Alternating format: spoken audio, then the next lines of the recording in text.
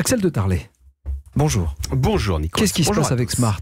Smart va quitter la France? Voilà, elle va aller en Chine. Donc c'est un coup dur évidemment pour la Moselle et la ville d'Ambar où est fabriquée la petite voiture de place.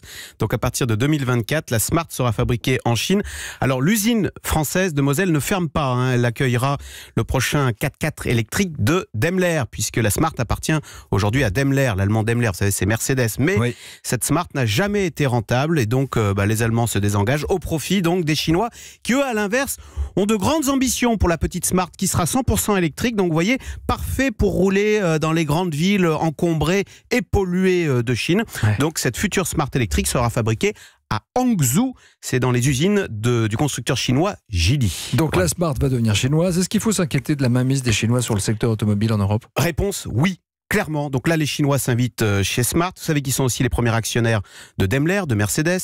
Ils ont 100% de Volvo. Ils sont les premiers actionnaires en France de Peugeot, Citroën, 13% du capital. Mais plus grave que cette mainmise capitalistique, il faut redouter la mainmise industrielle. Parce que je vous rappelle que la quasi-totalité des batteries qui sont fabriquées en Asie et notamment en Chine. Et d'ailleurs, justement, si la Smart part à Hangzhou et quitte la Moselle, c'est parce que les batteries de cette future Smart sont fabriquées en Chine. Et donc, vous voyez, autant assembler l'ensemble de la Smart électrique directement en Chine plutôt qu'en Europe. Donc, vous voyez le précipice qui s'annonce.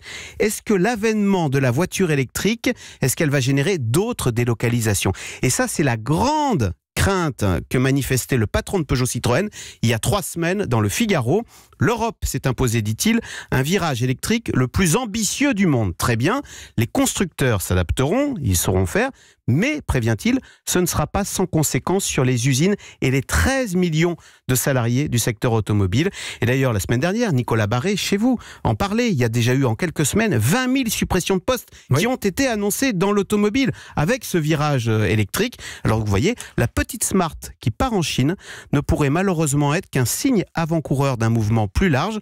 Et donc oui, après le textile, après l'électroménager, après l'électronique, ne faut-il pas d'urgence s'inquiéter de ce que l'automobile pourrait maintenant à son tour partir en Chine?